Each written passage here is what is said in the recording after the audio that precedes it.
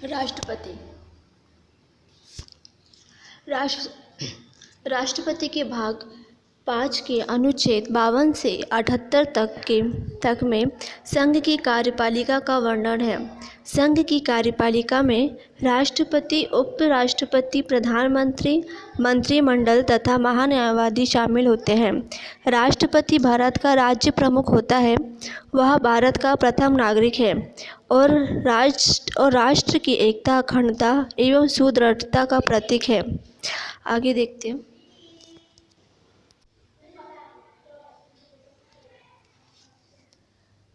राष्ट्रपति पद के चुनाव के लिए व्यक्ति की निम्न योग्यताएं। पहला, वह भारत का नागरिक हो। दूसरा, वह 35 वर्ष की आयु पूर्ण कर चुका हो। वह लोकसभा का सदस्य निर्वाचित होने के लिए अर्हत हो। चौथा, वह संघ सरकार में अथवा किसी राज्य सरकार में अथवा किसी स्थानीय प्राधिकरण में अथवा किसी सार्वजनिक प्राधिकरण में लाभ के पद पर ना हो। एक वर्तमान राष्ट्रपति अथवा उपराष्ट्रपति किसी राज्य का राज्यपाल और संघ अथवा राज्य का मंत्री किसी लाभ के पद पर नहीं माना जाता। इस प्रकार वह राष्ट्रपति पद के लिए अर्ह उम्मीदवार होता है। नेक्स्ट है राष्ट्रपति की शक्ति व कर्तव्य। राष्ट्रपति द्वारा प्रयोग की जाने वाली शक्तियाँ व किए जाने वाले कार्य निम्न हैं। पहला, कार्यपालिका शक्ति, विधायिका शक्ति, वित्तीय शक्ति, न्यायिक शक्ति, कूटनीतिक शक्तियाँ, सैन्य शक्तियाँ, आपातकालीन शक्तियाँ। तो आइए हम देखते हैं राष्ट्रपति की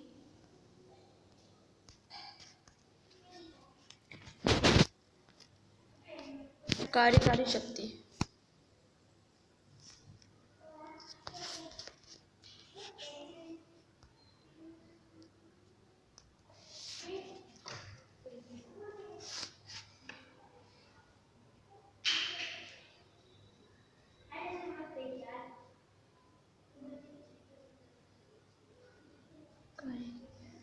कार्यकारी शक्ति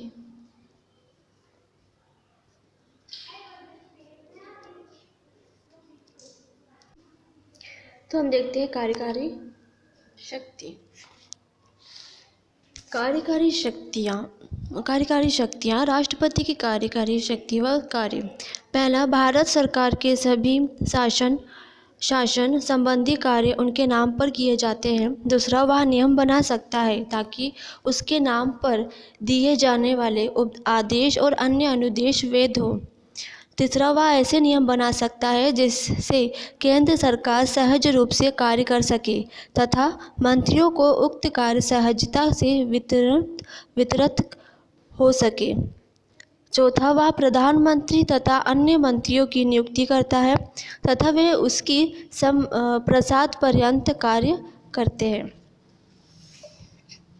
पांचवा, वह महान्यायवादी की नियुक्ति करता है तथा उसके वेतन आदि निर्धारित करता है। महान्यायवादी राष्ट्रपति के प्रसाद पर्यंत अपने पद पर कार्य करता है। छठवां, वह भारत के महानियंत्रक व महालेखा परीक्षक, मुख्य चुनाव आयुक्त तथा अन्य चुनाव आयुक्तों, संघ लोक सेवा आयोग के अध्यक्ष व सदस्यों, राज्यों के राज्यपालों, वित्त आयोग के अध्यक्ष व सदस्यों आदि की नियुक्ति करता है। सातवां, वह केंद्र के प्रशासनिक कार्यों और विधायिका के प्रस्तावों से संबंधित जानकारी की मांग प्रधानमंत्री से कर सकता है। आठवां, राष्ट्रपति प्रधानमंत्री से किसी ऐसे निर्णय का प्रतिवेदन भेजने के लिए कह सकता है जो किसी मंत्री द्वारा लिया गया हो किंतु पूरी मंत्रिपरिषद ने इसका अनुमोदन नहीं किया हो। नौवां है, वह अनुसूचित जाति, अनुसूचित जनजाति तथा अन्य पिछड़े वर्गों के लिए एक आयोग की नियुक्ति कर सकता है। 10वां, वह केंद्र राज्य तथा विभिन्न राज्यों के मध्य सहयोग के लिए एक अंतर्राज्यीय परिषद की नियुक्ति कर सकता है। 11वां, वह स्वयं द्वारा नियुक्त प्रशासकों के द्वारा केंद्र शासित राज्यों का प्रशासन सीधे संभालता है। नेक्स्ट शक्ति है विधायी शक्ति। राष्ट्रपति भारतीय संसद का एक अभिन्न अंग है तथा उसे निम्नलिखित विधायी शक्तियाँ प्राप्त है। पहला, वह संसद की बैठक बुला सकता है अथवा वह कुछ समय के लिए स्थगित कर सकता है और लोकसभा को विघटित कर सकता है। वह संसद के संयुक्त अधिवेशन का आह्वान कर सकता है जिसकी अध्यक्षता लोकसभा अध्यक्ष करता है। दूसरा, वह प्रत्येक नए चुनाव के बाद तथा प्रत्येक वर्ष संसद के प्रथम अधिवेशन को संबोधित कर सकता है। तीसरा, वह संसद में लंबित किसी विधेयक या अन्यथा किसी संबंध में संसद को संदेश भेज सकता है। चौथा है, यदि लोकसभा के अध्यक्ष व उपाध्यक्ष दोनों के पद रिक्त हो तो वह लोकसभा के किसी भी सदस्य को सदन की अध्यक्षता सौंप सकता है। इसी प्रकार यदि राज्यसभा के सभापति व उपसभापति दोनों पद रिक्त हो तो वह राज्यसभा के किसी भी सदस्य को सदन की अध्यक्षता सौंप सकता है। जो पांचवा है, वह साहित्य, विज्ञान, कला व समाज सेवा से जुड़े अथवा जानकार व्यक्ति में से 12 सदस्य को राज्यसभा के लिए मनोनीत कर सकता है। वह चुनाव आयोग से परामर्श कर संसद सदस्यों की निर्भरता के प्रश्न पर निर्णय करता है।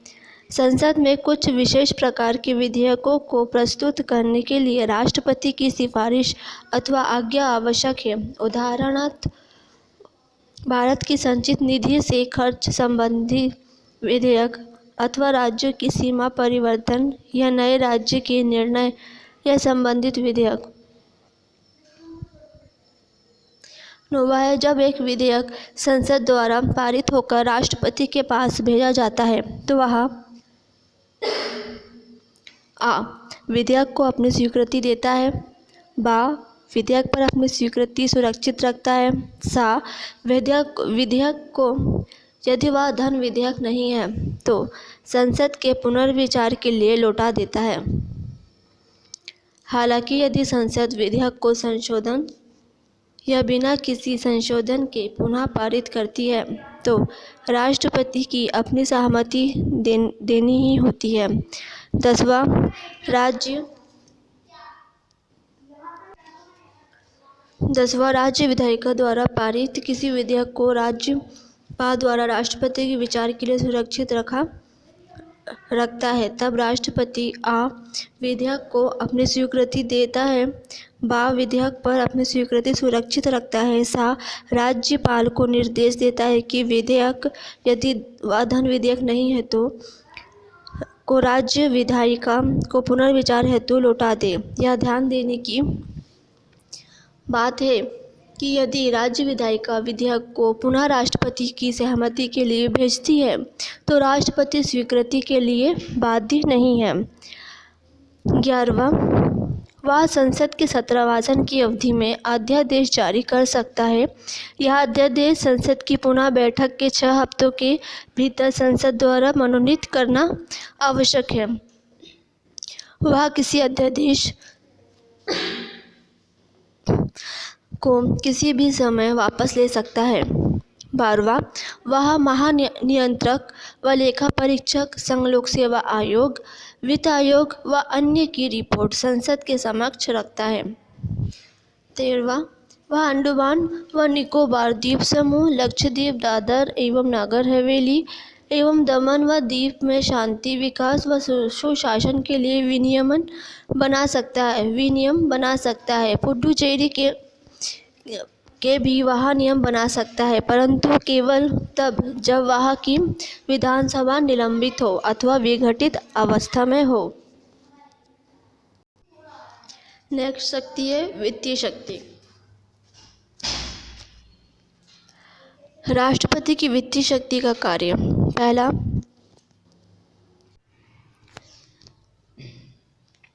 पहला है, धन विधेयक राष्ट्रपति की पूर्वानुमति से ही संसद में प्रस्तुत किया जा सकता है। दूसरा, वह वार्षिक वित्तीय विवरण केंद्रीय बजट को संसद के समक्ष रखता है। तीसरा, अनुदान की कोई भी मांग उसकी सिफारिश के बिना नहीं की जा सकती। चौथा, वह भारत की आकस्मिक निधि से किसी अदृश्य व्यय हेतु अग्रिम भुगतान की व्यवस्था कर सकता है। पांचवा, वह राज्य व केंद्र के मध्य राजस्व के बंटवारे के लिए प्रत्येक 5 वर्ष में एक वित्त आयोग का गठन करता है।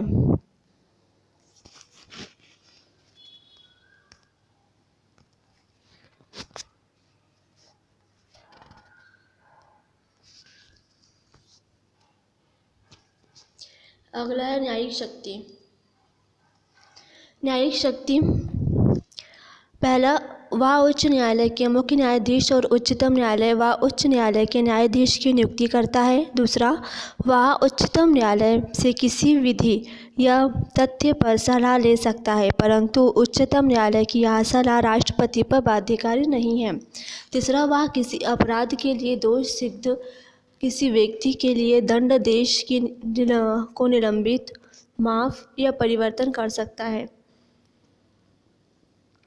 यह दंड में क्षमादान, प्राण दंड, स्थगित राहत और माफी प्रदान कर सकता है। इसमें वह उसी मामले में जिसमें सजा सैन्य न्यायालय में दी गई हो, उन सभी मामलों में जिनमें केंद्रीय विधायिका के विरुद्ध अपराध के लिए सजा दी गई हो, उन सभी मामलों में जिनमें दंड का स्वरूप प्राण दंड अथवा मृत्यु दंड हो। अब नेक्स्ट है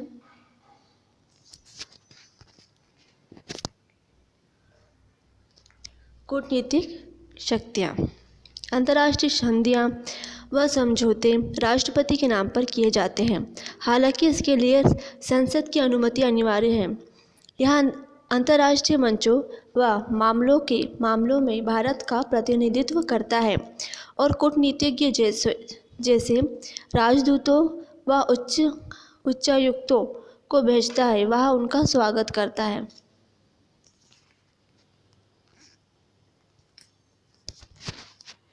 नेक्स्ट है सैन्य शक्तियाँ। वह भारत के सैन्य बलों का सर्वोच्च सेनापति होता है। इस क्षमता में वह थल सेना, जल व वायु सेना के प्रमुखों की नियुक्ति करता है। वह युद्ध व इसकी समाप्ति की घोषणा करता है, किंतु यह संसद की अनुमति के अनुसार होता है।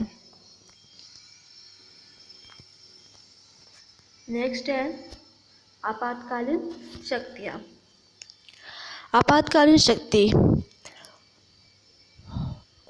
उपरोक्त साधारण शक्तियों के अतिरिक्त संविधान ने राष्ट्रपति को निम्न 3 परिस्थिति में आपातकालीन शक्तियाँ भी प्रदान की हैं, जिसमें से पहला है पहला है राष्ट्रपति आपातकाल, अनुच्छेद 352। यह युद्ध, बाह्य आक्रमण और सशस्त्र विद्रोह के कारण लगाया जाता है। अनुच्छेद 356 से 65। यह राज्यों में संवैधानिक तंत्र के विफल होने के कारण राष्ट्रपति शासन लगाया जाता है। अनुच्छेद 360 वित्तीय आपातकाल, यह भारत में वित्तीय आपातकाल की स्थिति में लगाया जाता है। नेक्स्ट है भारत की वीटो शक्तियाँ। संसद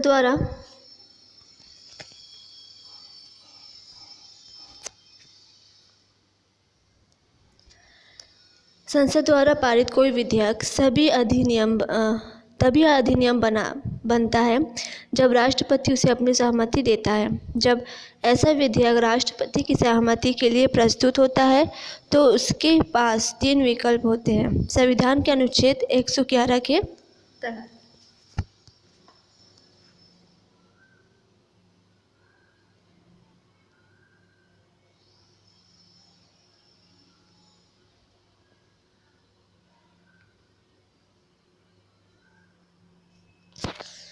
संविधान के अनुच्छेद 111 के तहत है। पहला है वह विधेयक पर अपनी स्वीकृति दे सकता है। दूसरा, विधेयक पर अपनी स्वीकृति को सुरक्षित रख सकता है। तीसरा, वह विधेयक, यदि विधेयक धन विधेयक नहीं है, को संसद के पुनर्विचार हेतु लौटा सकता है। हालांकि यदि संसद इस विधेयक को पुनः बिना किसी संशोधन के अथवा संशोधन करके राष्ट्रपति के सामने प्रस्तुत करे तो राष्ट्रपति को अपनी स्वीकृति देनी ही होगी। इस प्रकार राष्ट्रपति के पास संसद द्वारा पारित विधेयक के संबंध में वीटो शक्ति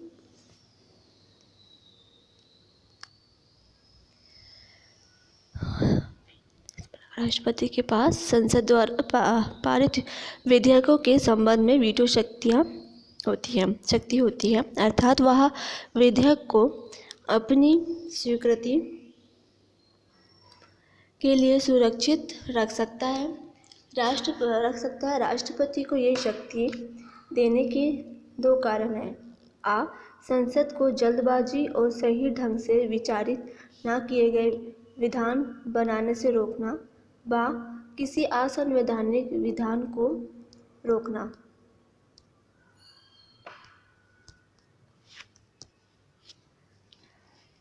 वर्तमान राज्य के कार्यकारी प्रमुखों की वीटो शक्तियों को 4 प्रकार में वर्गीकृत किया जा सकता है। पहला, आत्यंतिक वीटो, अर्थात विधायिका द्वारा पारित विधेयक पर अपनी राय सुरक्षित रखना। दूसरा, विशेषित वीटो, जो विधायिका द्वारा उच्च बहुमत द्वारा निरस्त की जा सके। तीसरा, निलंबनकारी वीटो, जो विधायिका द्वारा साधारण बहुमत द्वारा निरस्त की जा सके। चौथा है पॉकेट वीटो, विधायिका द्वारा पारित विधेयक पर कोई निर्णय नहीं करना।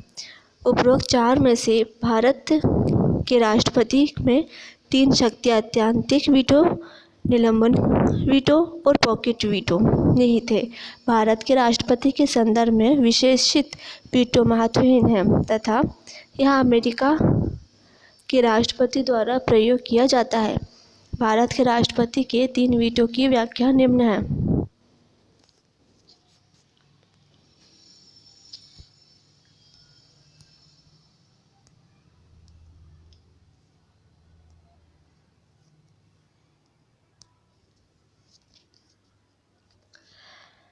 हम जानते हैं आत्यंतिक वीटो के बारे में। इसका संबंध राष्ट्रपति की उस शक्ति से है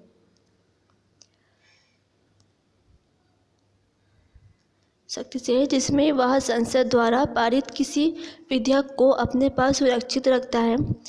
यह विधेयक इस प्रकार समाप्त हो जाता है और अधिनियम नहीं बन पाता। सामान्यतः वह वीटो निम्न 2 मामलों में प्रयोग किया जाता है। पहला, गैर सरकारी सदस्यों के विधेयक संबंध में, अर्थात संसद का वह सदस्य जो मंत्री ना हो द्वारा प्रस्तुत विधेयक। दूसरा है सरकारी विधेयक के संबंध में, जब मंत्रिमंडल त्यागपत्र दे दे। जब विधेयक पारित हो गया हो तब राष्ट्रपति की अनुमति मिलना शेष हो और नया मंत्रिमंडल राष्ट्रपति को ऐसे विधेयक पर अपनी सहमति ना देने की सलाह दे। 1954 में राष्ट्रपति डॉक्टर राजेंद्र प्रसाद ने PEPSU विनियोग विधेयक पर अपना निर्णय रोक कर रखा। वह विधेयक संसद द्वारा उस समय पारित किया गया था जब PEPSU राज्य में राष्ट्रपति शासन लागू था। परंतु जब यह विधेयक स्वीकृति के लिए राष्ट्रपति के पास भेजा गया तो राष्ट्रपति शासन हटा लिया गया था। अब नेक्स्ट है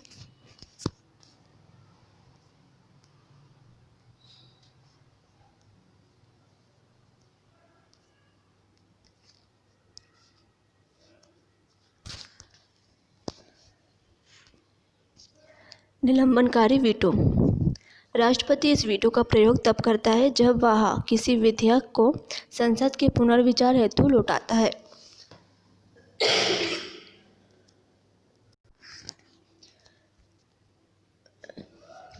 जब वह किसी विधेयक को संसद के पुनर्विचार हेतु लौटाता है, राष्ट्रपति यदि संसद उस विधेयक को पुनः किसी संशोधन के बिना तो संशोधन के साथ पारित कर राष्ट्रपति के पास भेजता है तो उस पर राष्ट्रपति को अपनी स्वीकृति देना बाध्यकारी है। इसका अर्थ है कि राष्ट्रपति के इस वीटो को उस विधेयक को साधारण बहुमत से पुनः पारित कराकर निरस्त किया जा सकता है। उच्चतम उच्च बहुमत द्वारा नहीं, जैसा कि अमेरिका में प्रचलित है।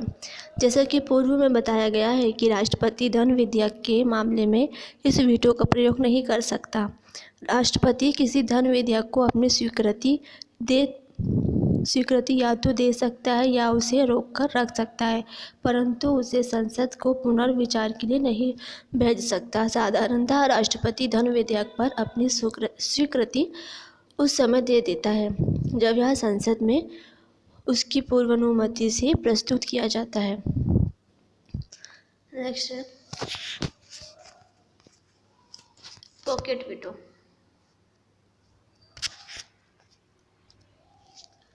इस मामले में राष्ट्रपति विधेयक पर ना तो कोई सहमति देता है, ना अस्वीकृत करता है और ना ही लौटाता है, परंतु एक अनिश्चित काल के लिए विधेयक को निलंबित कर देता है। राष्ट्रपति की विधेयक पर किसी भी प्रकार का निर्णय न देने की सकारात्मक अथवा नकारात्मक शक्ति पॉकेट वीटो के नाम से जानी जाती है। राष्ट्रपति इस वीटो शक्ति का प्रयोग इस आधार पर करता है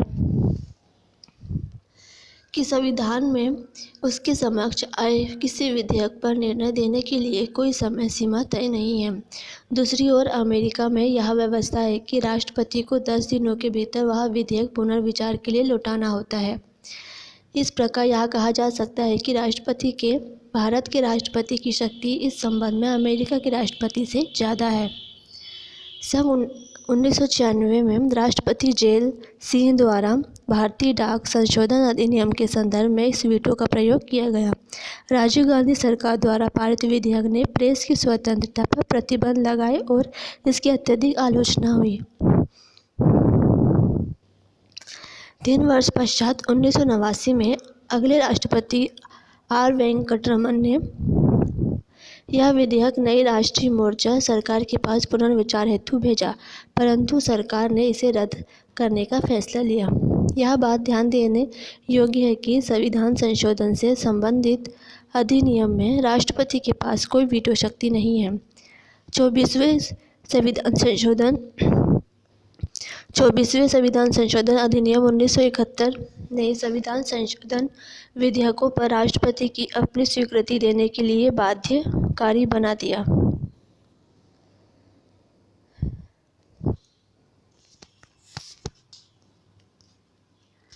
नेक्स्ट है राज्य विधायिका पर राष्ट्रपति का वीटो। राज्य विधायिका के संबंध में भी राष्ट्रपति के पास वीटो शक्ति है। राज्य विधायिका द्वारा पारित कोई विधेयक तभी अधिनियम बनता है जब राज्यपाल अथवा राष्ट्रपति, यदि विधेयक राष्ट्रपति के विचारार्थ लाया गया हो, उस पर अपनी स्वीकृति दे देता है। जब कोई विधेयक राज्य विधायिका द्वारा पारित कर राज्यपाल के विचारार्थ उसकी स्वीकृति के लिए लाया जाता है तो अनुच्छेद 200 के अंतर्गत उसके पास 4 विकल्प होते हैं। पहला, वह विधेयक पर अपनी स्वीकृति दे सकता है। दूसरा, वह विधेयक पर अपनी स्वीकृति सुरक्षित रख सकता है। तीसरा, वह विधेयक यदि धन विधेयक ना हो को राज्य विधायिका के पुनर्विचार के लिए लौटा सकता है। चौथा, वह विधेयक को राष्ट्रपति के विचाराधीन आरक्षित कर सकता है।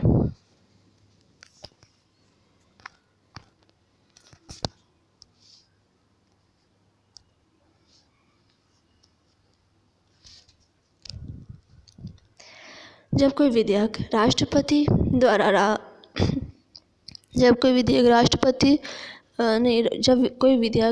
राज्यपाल द्वारा राष्ट्रपति के विचारार्थ आरक्षित किया जाता है तो राष्ट्रपति के पास 3 विकल्प होते हैं। अनुच्छेद 201 के तहत वह विधेयक पर अपनी स्वीकृति दे सकता है अथवा वह विधेयक पर अपनी स्वीकृति सुरक्षित रख सकता है, या फिर वह राज्यपाल को निर्देश दे सकता है कि वह विधेयक, यदि वह धन विधेयक नहीं है तो को राज्य विधायिका के पास पुनर्विचार हेतु लौटा दे। यदि राज्य विधायिका किसी संशोधन के बिना अथवा संशोधन करके पुनः विधेयक को पारित कर राष्ट्रपति के पास भेजती है तो राष्ट्रपति इस पर अपनी सहमति देने के लिए बाध्य नहीं है। इसका अर्थ है कि राज्य विधायिका राष्ट्रपति के वीटो को निरस्त नहीं कर सकती है। इसके अतिरिक्त संविधान में यह समय सीमा भी तय नहीं है कि राज्यपाल द्वारा राष्ट्रपति के विचारार्थ रखे विधेयक पर राष्ट्रपति कब तक अपना निर्णय दे। इस प्रकार राष्ट्रपति राज्य विधायिकाओं के संदर्भ में भी पॉकेट वीटो का प्रयोग कर सकता है। अब इस वीडियो के बाद जो नेक्स्ट वीडियो आएगी वह आएगी हमारे राष्ट्रपति की अध्यादेश जारी करने की शक्ति।